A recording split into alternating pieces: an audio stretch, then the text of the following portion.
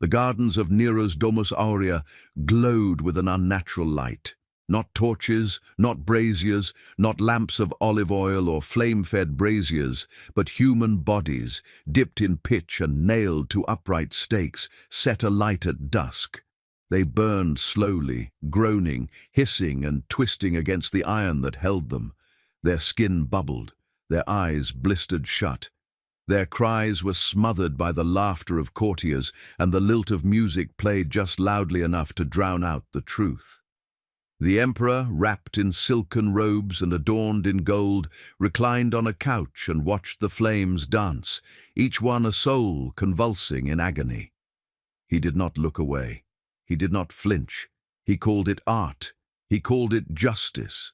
This was his answer to suspicion, his reply to rebellion. Rome had burned and someone had to suffer. It would not be him. The fire that consumed the city was not enough.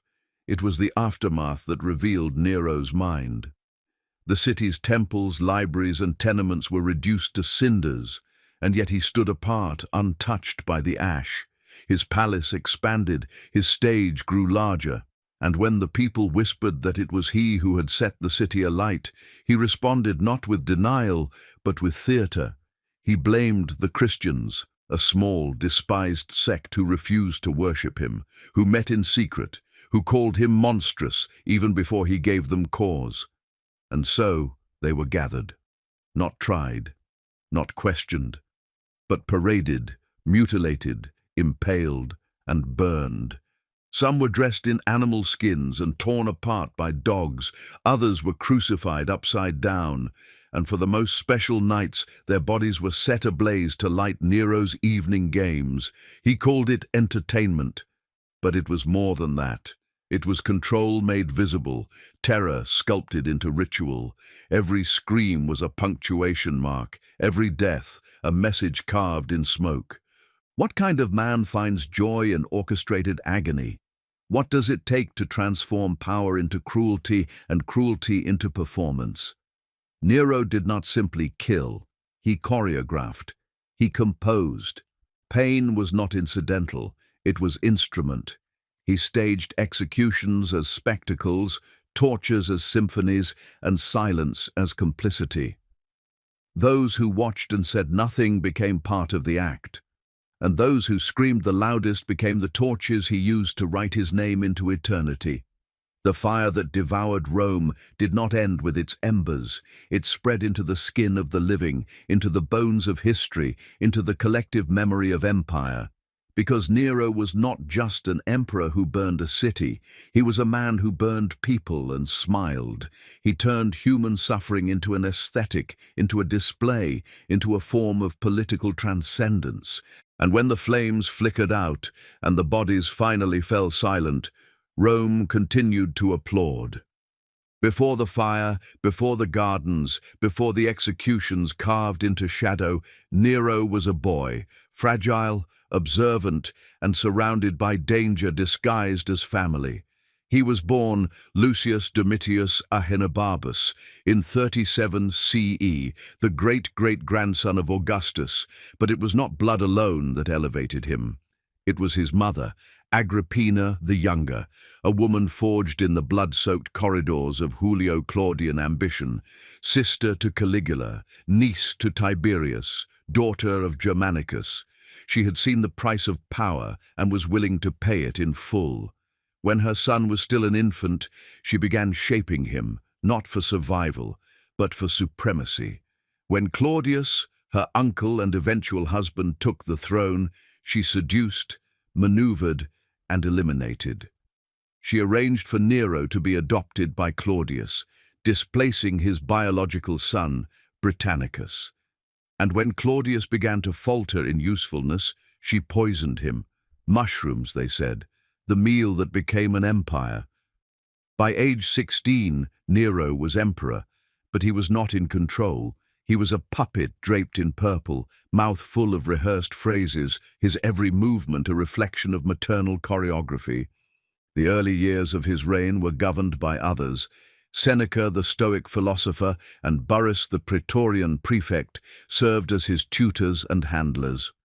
Under their guidance, Rome enjoyed a brief season of moderation and promise. Public works were initiated, taxes stabilized, clemency was granted. It was the illusion of harmony. But beneath it, something older stirred. A young man shaped by fear, watched constantly, praised excessively, and punished with silence. He had grown up in a world where love was leverage, where kindness was currency, and where failure was fatal. Agrippina remained ever present, demanding, cold, possessive. She had not placed her son on the throne to vanish.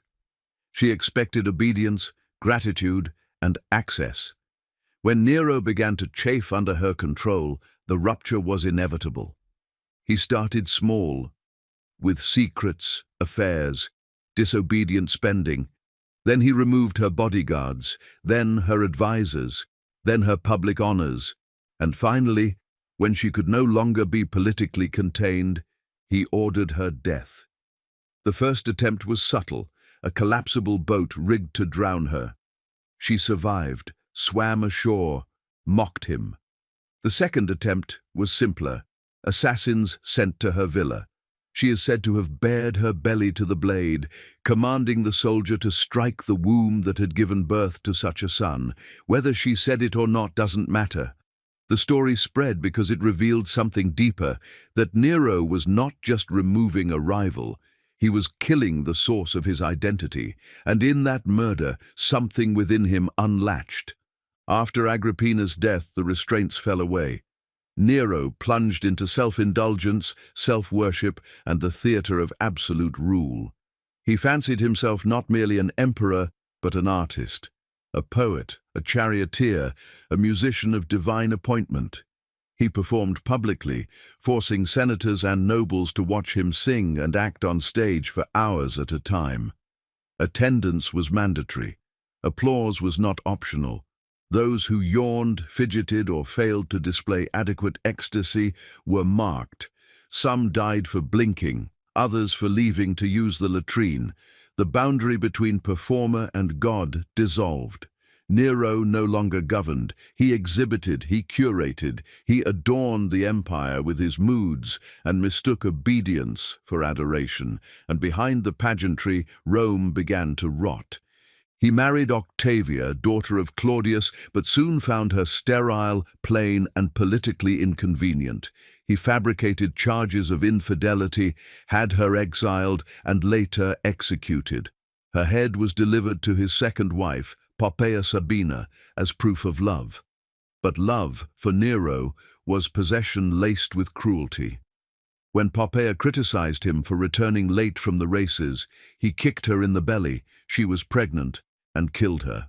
He wept, publicly, then had her embalmed with spices and buried in imperial splendor. Grief for him was another performance. He believed his own illusions, that he was beloved, that he was destined, that all things Roman flowed from his voice, his vision, his hunger. Rome itself became a reflection pool for his image. When reality threatened that image, he responded with force. Executions became routine, senators disappeared, families were extinguished. The imperial palace grew, devouring neighborhoods for pleasure gardens and artificial lakes. And then, in July of 64 CE, the fire came. It began in the shops of the Circus Maximus, and for 6 days the city burned. 10 of Rome's 14 districts were consumed. People leapt into the Tiber to escape the heat. Marble statues cracked, temples turned to smoke. Some claimed they saw men with torches, setting new fires as others tried to douse the flames. Some said Nero watched it all from the Tower of Maecenas, singing of Troy's destruction while dressed in stage costume. Whether true or not, the image stuck, because by then it felt plausible. He had created such distance between himself and the suffering of others that even this seemed in character. When he returned to the city, it was not to offer aid, but to offer theatre. He proposed the rebuilding of Rome in his own image, wider streets, grander forums, and at the heart of it, a golden palace where his statue would rise over 100 feet tall. But the people were hungry, homeless, furious. And Nero, for all his theatrics, could feel the empire's gaze turning hostile. He needed a scapegoat. He needed pain that could be redirected. He found it in the Christians. The Christians were ideal. They were few, strange, and reviled, even before Nero cast his shadow over them. They met in secret, worshipped an executed criminal, rejected Roman gods, and spoke of kingdoms not of this world. To many Romans they already seemed criminal, unnatural, a threat not of arms but of presence. When Nero blamed them for the fire, the accusation required no proof. The people needed catharsis, the emperor needed distance, and so arrests began. First in ones and twos, shopkeepers, freedmen, slaves who whispered Christos under their breath, then by dozens, then by hundreds. Confessions were extracted under torment, not for truth, for spectacle. The interrogations became performances in their own right, limbs dislocated on the rack, molten lead poured into open wounds, fingernails torn and skin flayed in front of watching magistrates. Names were taken, more rounded up. The machinery of Roman justice shifted from deliberation to display. Execution became theatre. The first wave were crucified, row upon row of crosses planted outside the city gates, bodies contorted, bones visible through ruptured skin. Death took days. The sun blistered their faces. Insects nested in open mouths. The next were sewn into animal skins and thrown into arenas where starved dogs tore them to pieces for jeering crowds. The arena was not a court, it was a furnace of consensus. Each scream was met with applause, each death a temporary balm for a city that had lost more than homes. It had lost control, but it was Nero's next idea that would make even seasoned sadists recoil. He ordered that Christians be turned into living torches. Their bodies were coated in resin and pitch, staked upright in his private gardens, and set alight at dusk. The flames crackled against skin. Fat hissed and sprayed in the heat. Some victims were still conscious when they ignited, flesh resisting ignition for moments before surrendering to the inferno. The screams began low, but rose into a frenzied chorus as the fire climbed. Nero hosted dinner parties among them. He strolled through the garden in theatrical robes, sometimes on chariots, sometimes accompanied by musicians. He smiled, recited poetry, and praised the illumination. Guests were expected to watch, to nod, to laugh, to say nothing. It was not merely punishment, it was choreography. The victims did not die in silence. Their shrieks echoed across marble columns, mixed with harp music and polite conversation. The stench of charred meat became part of the imperial aesthetic, and the emperor watched it all, not from behind a veil, but from the very center of the scene. He relished the fusion of pain and art, suffering and control. The Christians were dehumanized not only by pain, but by the structure of the events. They were props in his grand narrative, a tale in which he alone stood as hero, artist, and avenger. There was no court of appeal, no public record of defense, only accusation, suffering, and silence. The legal system bent under imperial will. Praetors signed orders without reading. Senators applauded to survive. Those who opposed him knew the cost. Accusation meant obliteration. No trial, no burial, no legacy, just ash. The escalation was not accidental, it was strategy. With each spectacle, Nero raised the threshold of horror. The more he indulged, the more numb the empire became. The human body was no longer sacred, it was raw material, and pain, once a consequence, became an instrument. Some accounts describe victims begging for execution, seeking crucifixion over immolation, seeking death over display. Nero ignored them. To him, agony was not a means to an end, it was the end. He had absorbed the aesthetics of cruelty, and once consumed, he craved novelty. Victims were dressed in mythological costumes, Orion, Hercules, Prometheus, and killed in ways to mimic the old tales. It was myth rendered in gore, and the people, broken by fire and pacified by bread, watched in awe. This was the moment Nero ceased to be human in the Roman imagination. He was no longer emperor, no longer man. He became archetype, tyrant, monster, antichrist. Suetonius, Tacitus, and Dio all write of his atrocities with language usually reserved for gods or beasts. And yet their accounts are not fever dreams. They reflect something real, the psychology of rule when morality is replaced with pageantry. Nero governed not with laws, but with images. The burning bodies, the mutilated Christians, the silenced Senate, they were not tools of justice.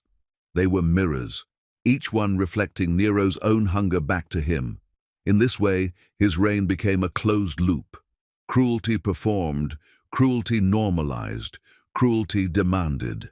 And as the number of dead rose, so too did the emptiness within the emperor. The laughter that once flowed easily now had to be rehearsed. The pleasure grew dull. The crowds, once terrified into awe, began to feel only fatigue. But by then, it was too late. The system was already infected. Bureaucrats built scaffolds faster than they built roads.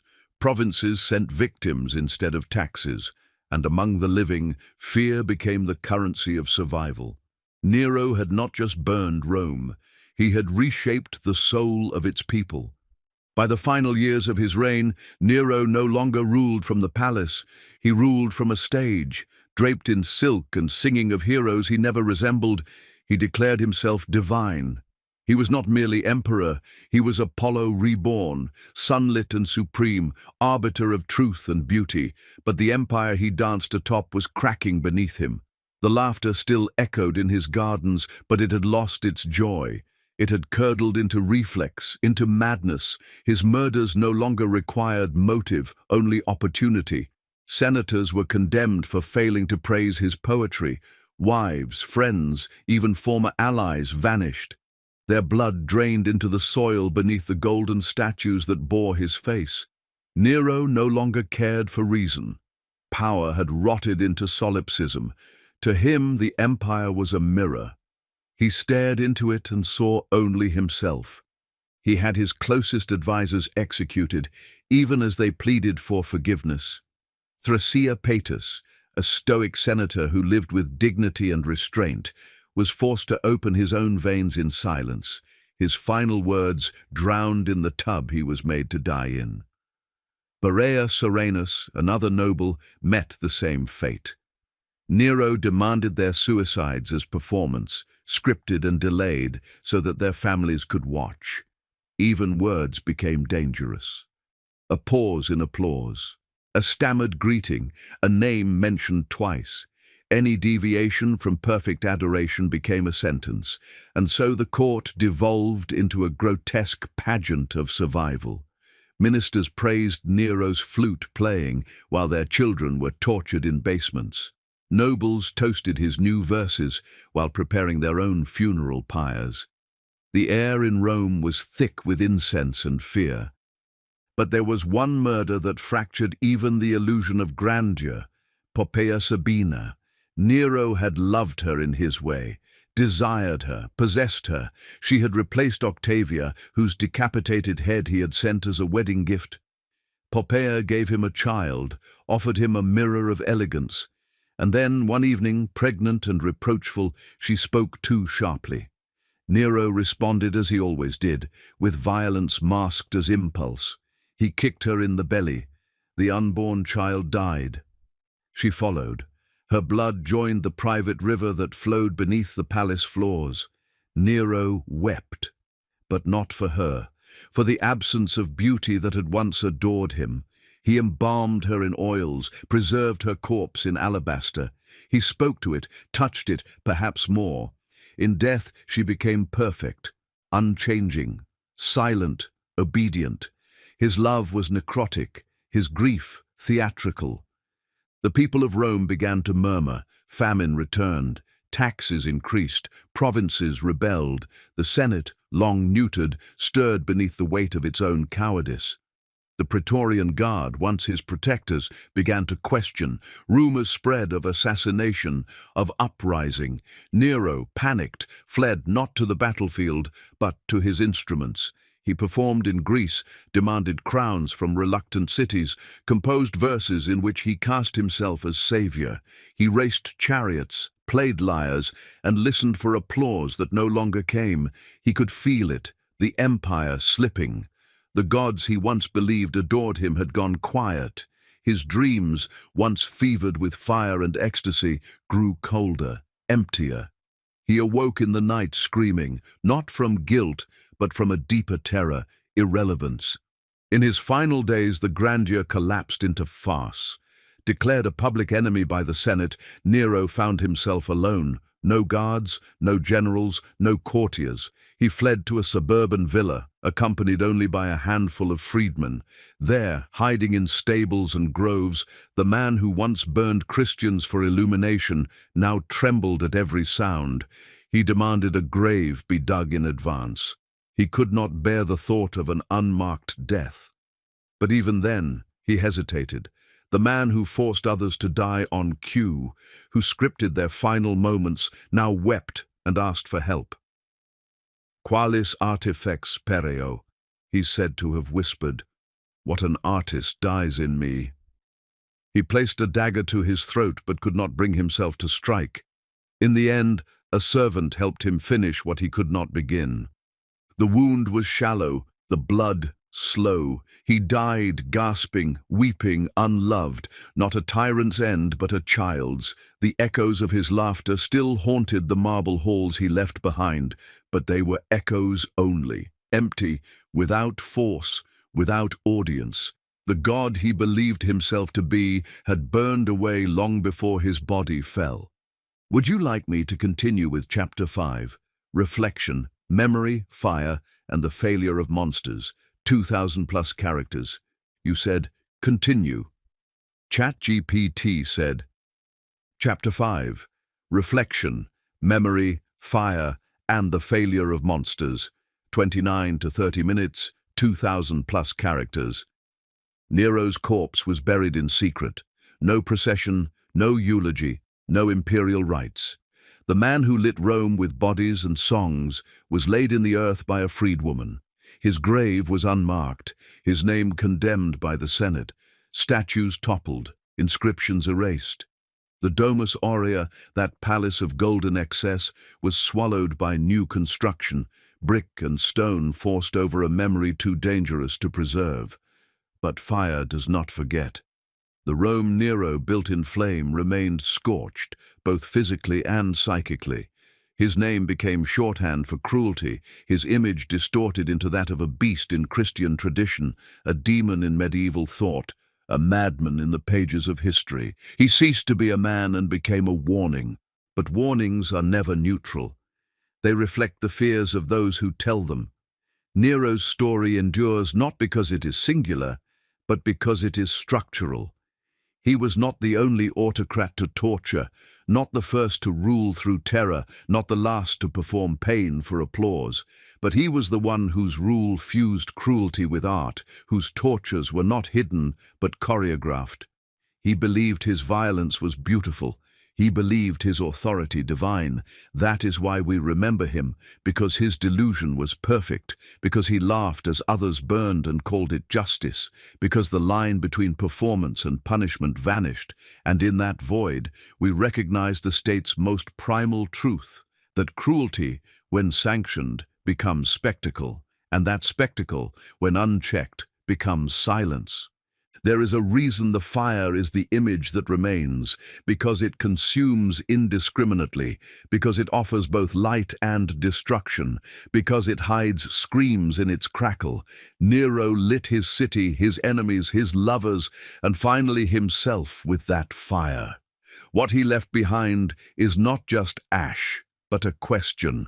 How long can a society applaud cruelty before the flames reach its feet?